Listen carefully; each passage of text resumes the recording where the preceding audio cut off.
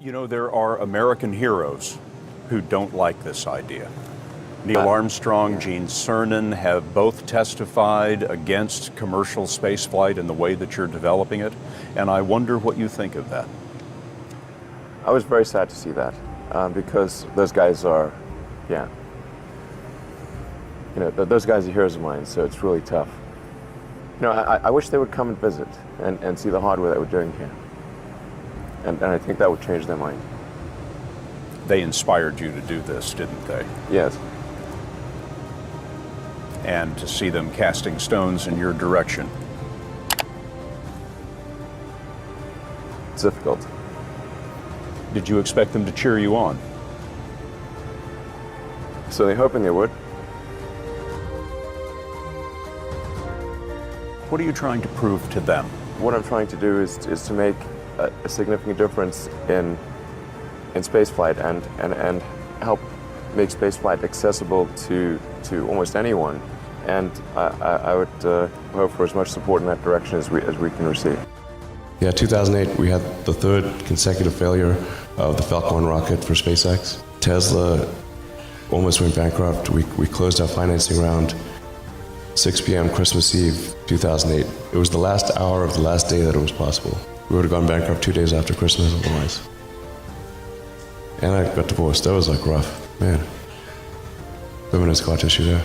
I gave basically both SpaceX and Tesla from the beginning a probability of less than 10% of likely to succeed. In the beginning, I wouldn't even let my friends invest because I didn't want to lose their money. I thought it was like, I'd rather lose my own money. We almost did die at SpaceX actually. So I budgeted for 3 flights. I mean, technically, I did have a plan where I had the money from PayPal. I had like about 180 million from PayPal. And I thought, I'll allocate half of that to SpaceX and Tesla and Solar City, and that should be fine. I'll have 90 million, like just lots, But then what happened is things cost more and took longer than I thought. So I had a choice of either put the rest of the money in or the companies are going to die. And it's like, so I ended up putting all the money in and borrowing money for rent from friends. When I was young, I didn't really know what I was going to do when I got older. People kept asking me, but then eventually I thought that the idea of inventing things would be really cool. And the reason I thought that was because I read a quote from Arthur C. Clarke, which said that a sufficiently advanced technology is indistinguishable from magic, and that's really true. If you go back, say 300 years, the things that we take for granted today would be you'd be burned at the stake for.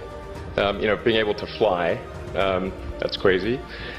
Being able to see over long distances, being able to communicate, having effectively with the internet a group mind of sorts, and having access to all the world's information instantly from almost anywhere on the earth. This is stuff that really would be magic, or would be considered magic in times past. In fact, I think it actually goes beyond that, because there are many things that we take for granted today that weren't even imagined in times past. They weren't even in the realm of magic. So it actually goes beyond that.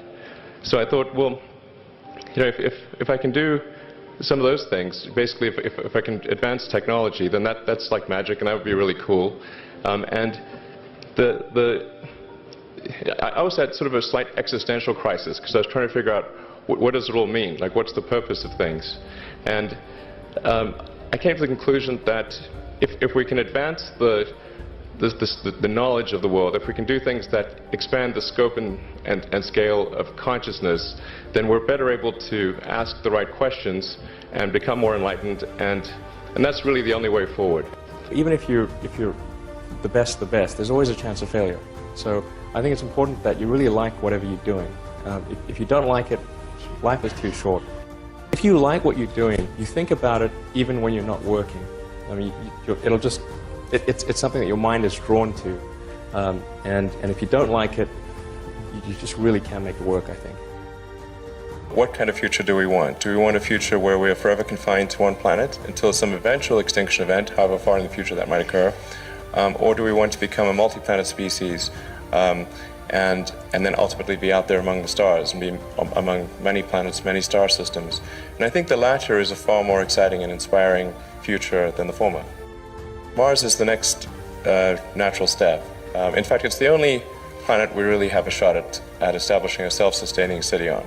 Once we do establish such a city, there will be a strong forcing function for the improvement of spaceflight technology that will then enable us to establish colonies elsewhere in the solar system and ultimately extend beyond our solar system.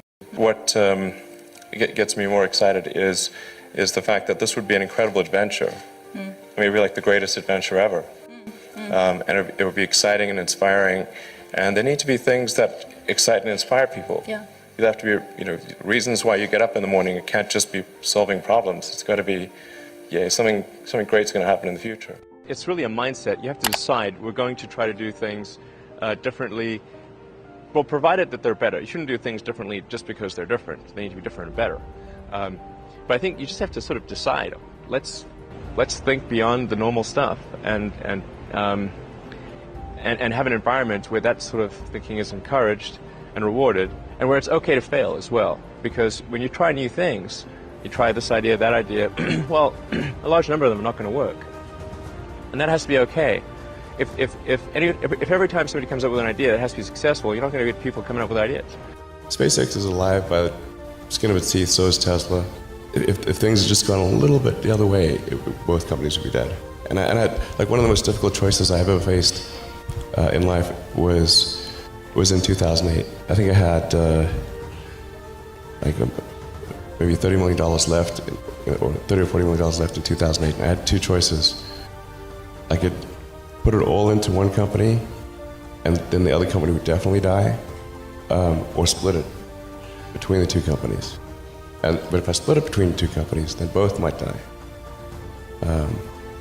And when you put your blood, sweat, and tears into creating something, or building something, it's like a child. Am I going to let one starve to death? I couldn't bring myself to do it, so I